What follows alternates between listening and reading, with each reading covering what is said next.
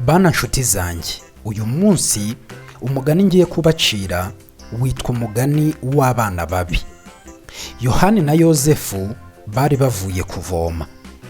Igihe bataragera imuhira, babona abana batazi bicaye haruguru yabo, barabasuhuza. Abo bana aho kubikiriza, bahagurukana udukoni bari bafite, bakanura amaso, batuka Yohani na Yozefu. Yohani ati, Yozefu we, tura vuba wiruke, aba bana ni babi, bagiye kudukubita. Babirukaho taritari.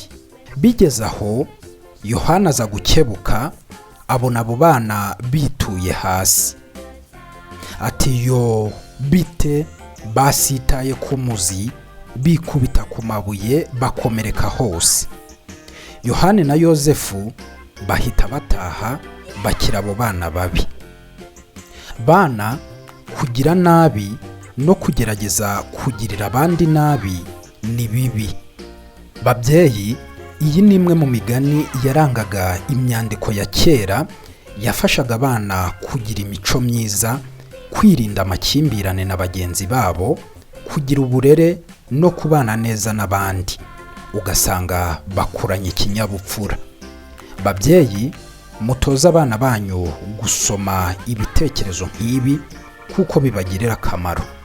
Cyangwa se igihe muhugutse, mubahe telefone bakurikire imigani nk'iyi kuri iyi YouTube channel.